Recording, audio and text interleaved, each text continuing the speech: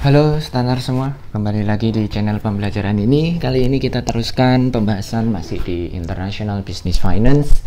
Kita sekarang bahas hubungan antara foreign exchange dengan tingkat suku bunga, interest rate, terus kemudian dengan kemampuan daya beli masyarakat atau purchasing power, dan dengan inflasi. Nah, ini ada teori-teori yang mendasari ketiga pola hubungan ini. Yang pertama kita bahas dulu yang tentang interest rate, pola hubungan foreign exchange dengan interest rate, antara kurs mata uang dengan tingkat suku bunga. Nah, teorinya itu disebut dengan interest rate parity. Nah, di teori IRP ini ya, interest rate parity ini memberikan pemahaman kepada kita bahwa perbedaan tingkat suku bunga di dua negara gitu ya, misalnya negara A dan negara B, ini ketika ada perbedaan interest rate di antara keduanya, itu bisa dijelaskan dengan rasio spot forward exchange rate di antara dua negara tersebut. Jadi sekali lagi, perbedaan antara interest rate di antara negara A dan negara B, ini interest rate ya, itu bisa dijelaskan dengan rasio spot forward dari exchange rate di antara dua negara ini. Ya, ini ya, apa namanya, formula dasarnya. Perbedaan interest rate itu sama dengan rasio forward spot rates.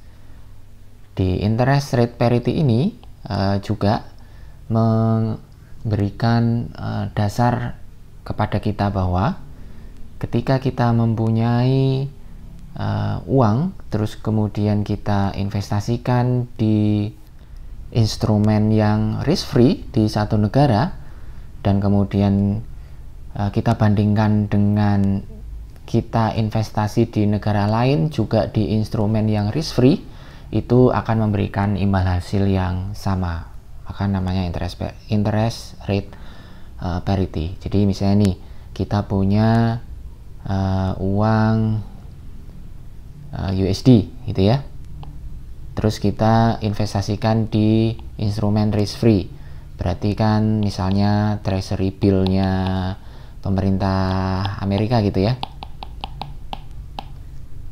ini imbal hasilnya return gitu ya, ketika kita bandingkan dengan kita punya opsi kedua, katakan begitu, kita tukar uang dolar kita tukar ke yen, ke JPY ya, Japanese yen, dan kemudian ini kita investasikan di treasury bill-nya atau di government bond-nya pemerintah Jepang, ini juga akan memberikan hasil return yang sama sebagaimana kita dapatkan di investasi kita yang pertama. Nah, itu kenapa kemudian disebut dengan interest rate parity. Coba kita lihat contohnya di Excel berikut. Nah, ini formula dasarnya. Jadi tadi ya kita sudah bahas perbedaan interest rate itu sama dengan, bisa dijelaskan dengan rasio forward and spot rates. Jadi perbedaan difference in interest rate ini bisa digambarkan di sini. 1 plus domestic rate of interest dibagi 1 plus foreign rate of interest, itu sama dengan forward dibagi spot. Kemudian bisa dituliskan bentuk formula atau rumus matematikanya menjadi seperti ini. Nah, coba kita buktikan dengan contoh ketika kita punya uang 1 juta dolar, terus kita ingin bandingkan tadi ketika kita investasi langsung di Amerika dengan ketika kita convert USD kita ke Japanese yen ya, dan kemudian kita investasikan di government bond-nya pemerintah Jepang, apakah memberikan imbal hasil yang sama. Nah, ini datanya adalah sebagai berikut. kursnya 1 dolar itu 106 yen indirect quote. Terus kemudian 180 hari forward rate itu 103,5. Jadi 180 hari lagi rate-nya itu turun ya. Jadi dari 106 menjadi 103,5.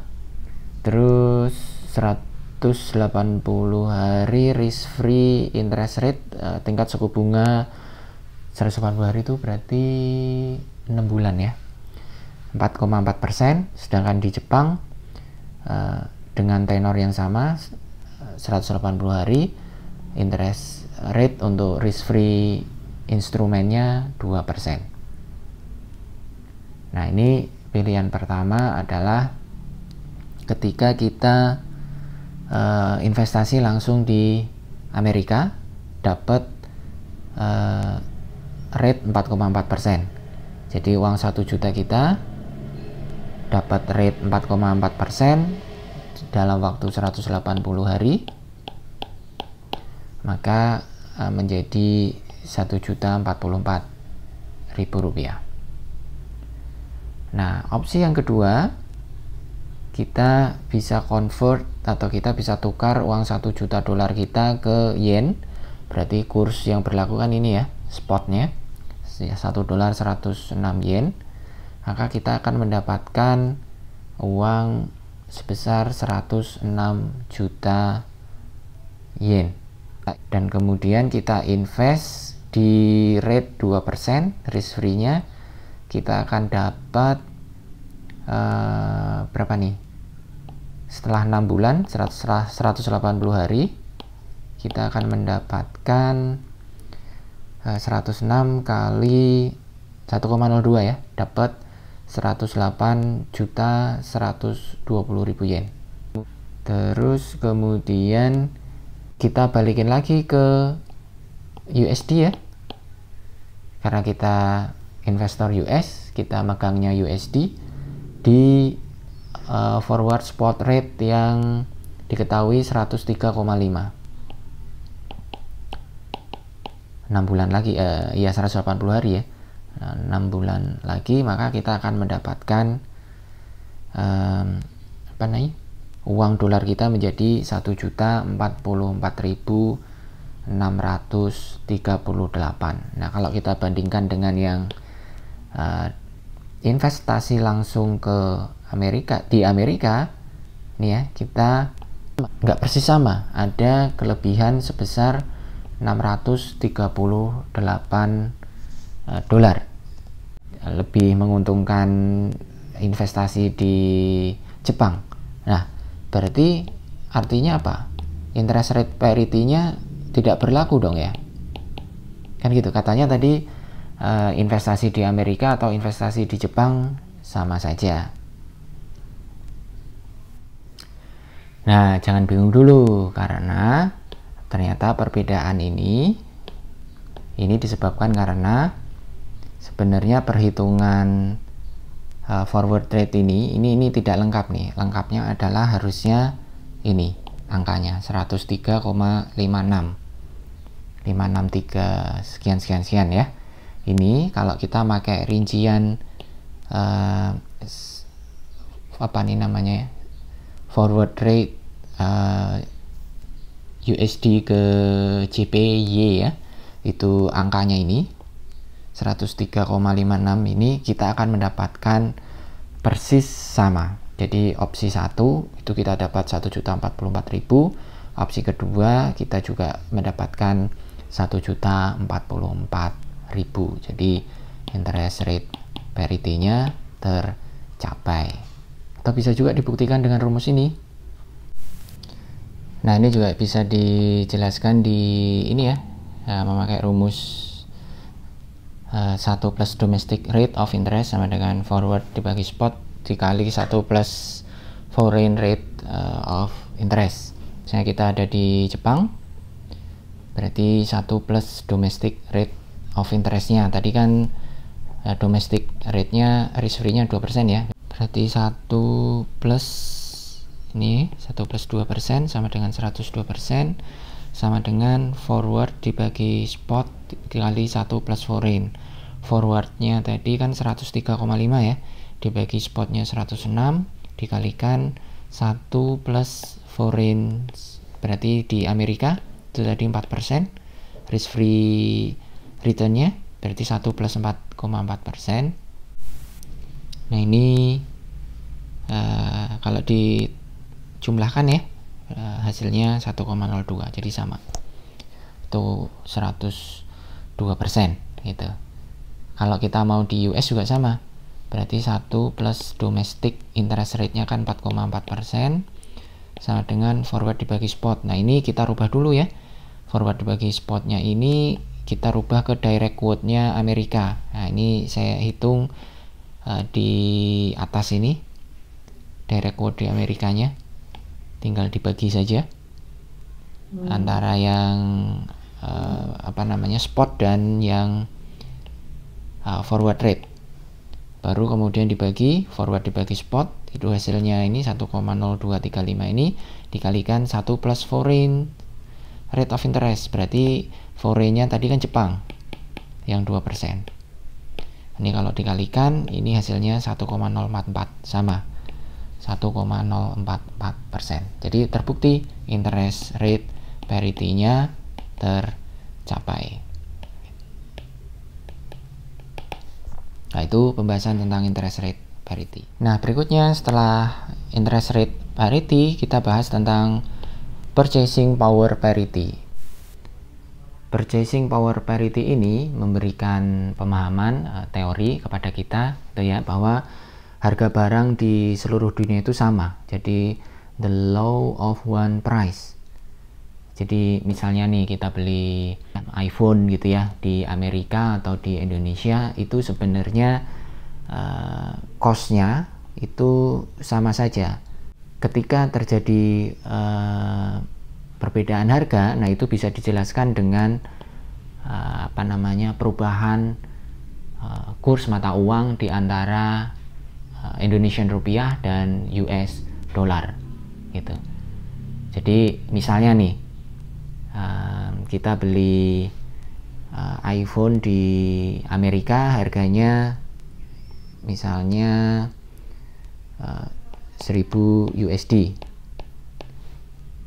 Nah 1000 USD ini iPhone yang sama ketika dijual di Indonesia harganya seharusnya adalah tinggal mengalihkan 1000 USD ini dengan kurs spot ya antara rupiah dengan dolar.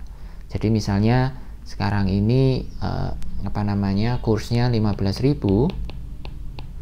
rupiah per dolar, maka kita akan mendapatkan harga iPhone itu harusnya 15 juta gitu. Jadi sekali lagi, identical goods cost the same amount, jadi sama saja, barang yang sama itu harganya sama dimanapun mereka dibeli di dunia, di negara manapun gitu ya, the law of one price. Nah harganya itu tinggal dikonvert dengan nilai tukar antara dua mata uang di negara tersebut. Nah ini teori yang terkenal itu adalah penggunaan bukan iPhone ya, tapi penggunaan Big Mac Index atau yang terbaru sekarang Starbucks Index. Jadi seperti yang kita ketahui, McD itu kan hampir ada di semua negara di dunia ya. Tren yang hampir sama juga sekarang dipunyai oleh kedai kopi Starbucks. Jadi hampir di semua negara di dunia itu ada. Jadi di sini bisa dibuat satu indeks purchasing power parity antar kemampuan daya beli masyarakat di satu negara dibandingkan dengan negara lain. Jadi misalnya di Amerika itu Big Mac itu $1 harganya, maka harusnya di Indonesia harganya 15.000 karena kursnya $1 sama dengan 15.000 rupiah gitu. Starbucks juga gitu, secangkir kopi gitu ya, itu berapa dolarnya, misalnya $1,5, maka di Indonesia harganya berapa, 15.000 tambah 7.500, 22.500 rupiah. Nah, itu purchasing power parity index yang menggambarkan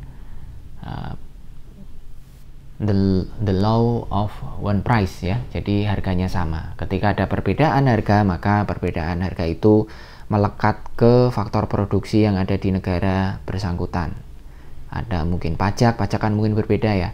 Terus kemudian upah antara satu negara dengan negara lain berbeda. Raw material cost kalau ada yang diambil dari bahan bakunya dari negara setempat. Terus kemudian biaya sewa dan biaya-biaya lain yang melekat di satu negara. Tapi sebenarnya inti atau HPP, harga pokok produksinya itu harusnya sama gitu. Nah, itu purchasing power parity. Terus yang terakhir adalah hubungan foreign exchange dengan inflasi. Itu teorinya dikenal dengan IFE, International Fisher Effect. International Fisher Effect ini intinya adalah real return dari investasi di seluruh dunia itu sebenarnya sama. Nah, kalau ada perbedaan di nominal return-nya, kan kita tahu ya ada real return, ada nominal return. Yang pengaruhnya dibedakan dengan sudah memperhitungkan inflasi atau belum. Nah, di International Fisher Effect ini memberikan teori kepada kita bahwa real return itu sama di seluruh dunia. Ketika ada perbedaan di nominalnya, maka perbedaan di nominal itu bisa dijelaskan dengan tingkat inflasi. Jadi di sini kita jangan hanya tertarik untuk berinvestasi di satu negara karena memberikan imbal hasil yang tinggi, gitu ya, memberikan tingkat bunga yang tinggi.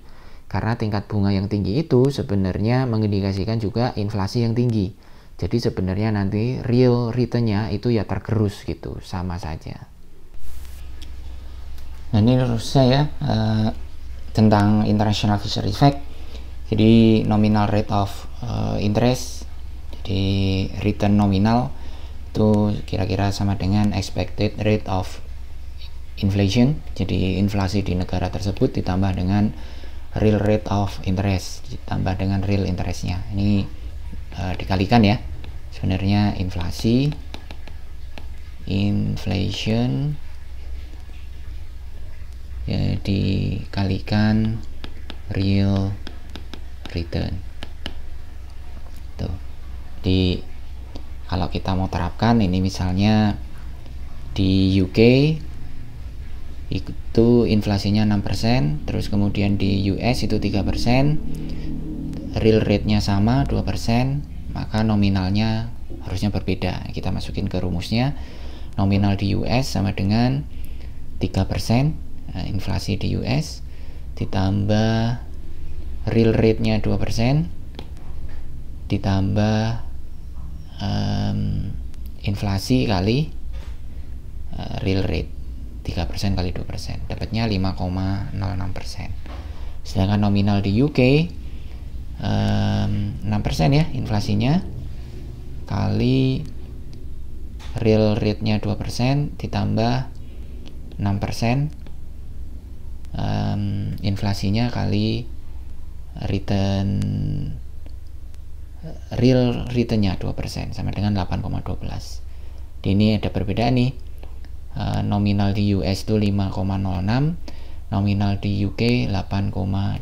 Sekilas lebih tinggi nominal di UK karena ngasih 8,12%, tetapi sebenarnya itu di-adjust dengan inflasi yang juga lebih tinggi, 6% dibandingkan dengan di US cuma 3%. Nah, begitu untuk International Fisher Effect yang menghubungkan antara nominal return, real return, dan inflasi. Kalau ada pertanyaan silahkan komen di bawah. Makasih.